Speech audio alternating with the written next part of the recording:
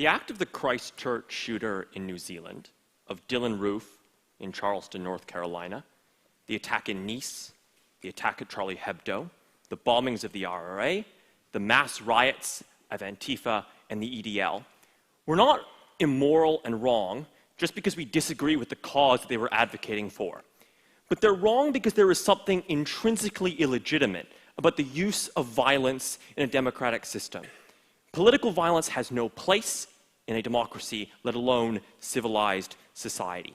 I want to be clear. This is not a debate about peaceful protest, and this is not a debate about civil disobedience. Those have a place in a democracy and a very valuable place in a democratic system. This is a debate about violence, about non-consensual physical harm to another or their property in order to achieve a political end. At the low end, on property, this probably looks like vandalism. At the high end, it looks like blowing up an oil rig. On personal harm, at the low end, it looks like milkshaking someone. On the high end, it looks like revolution and murder. And it's a debate about whether these things have a place in a democratic system. We tell you they don't. I want to also be clear. This is not a debate about democracies in name only. Places where people are systemically disenfranchised, where they're denied their voice or vote, either by law or by terror of the government and what that government will do to them if they vote the wrong way.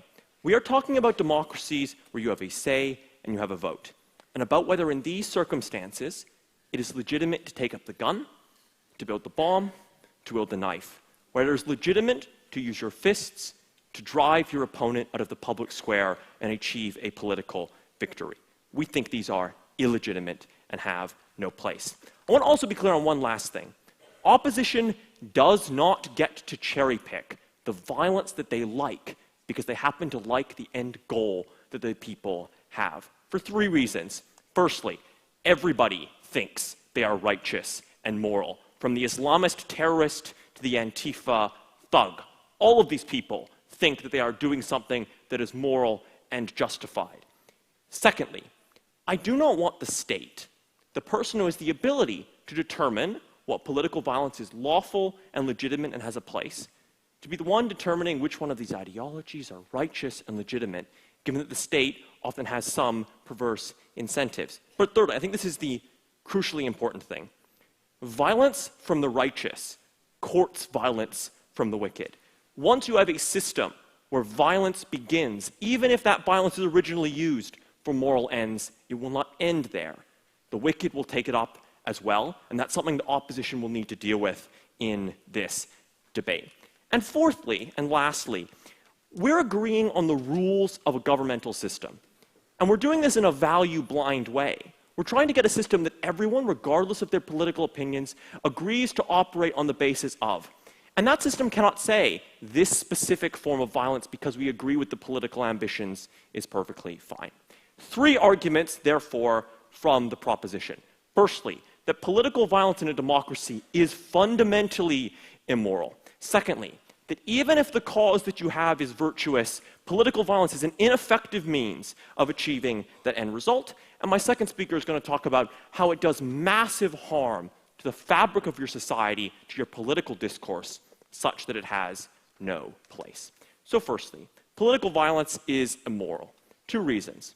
Firstly, I would just like to contend that violence is prima facie immoral. There is a presumption that you should not inflict harm to somebody or their property. This is something that we all, I think, intuitively believe.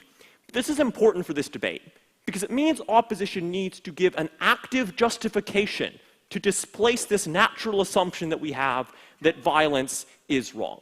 Now, the most common one that is used is self-defense, but that is completely inapplicable in this circumstance for three reasons. Firstly, political violence will most commonly be disproportionate because political violence is often used to fight words, to fight a protest by someone you don't like, to advocate against beliefs that you find objectionable. But violence, harm to a person, destruction of their property, potentially ruining their lives as a result of that, is completely disproportionate to having a political disagreement with someone And that means that it is intrinsically something that is wrong and doesn't qualify for self-defense. But secondly, a lot of cases of political violence, you are the one initiating it.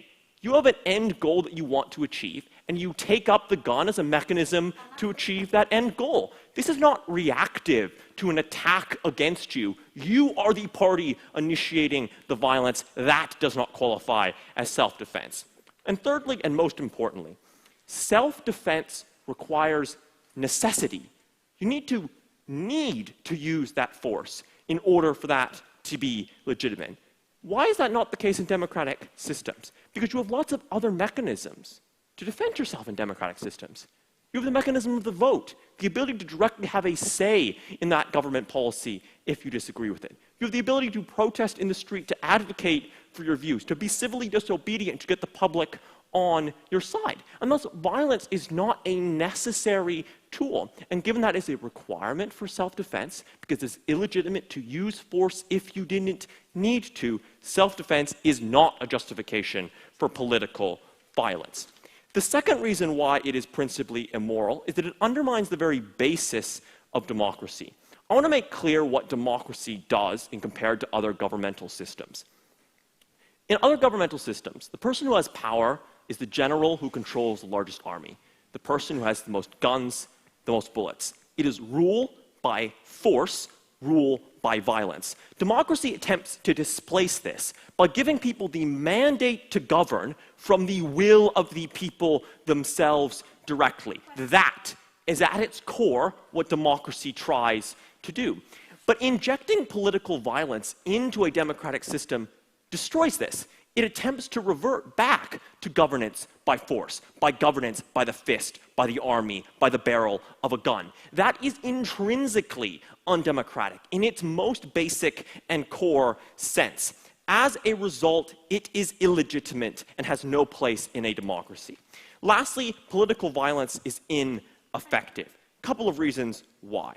Firstly, violence's victory, if you are virtuous, depends on power. You need to have the ability to use that force to get your end result about. But if you're the disenfranchised minority, the elite within that society are always going to be able to mobilize more force to crush you unless you're unlikely to win. The second reason why it's ineffective is that violence distorts how the cause is perceived. It makes a virtuous cause lose its moral high ground. It's hard to say women don't deserve rights. It's far easier to say, yes, I agree women deserve rights. But I don't support feminism because look at that violence that they did. They milkshaked justice for men and boys. That's illegitimate in the democratic system that we live in. Violence makes your cause perceived worse. And that means it's harder to get people on your side to bring your cause about.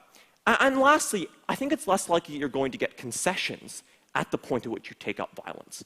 Because people become terrified that conceding to you is legitimizing violence, which makes more violence likely to occur again in the future. So at the end of this, I think what's crucially important is the following. It is fundamentally immoral and illegitimate, undermines the very basis and fabric of democratic society.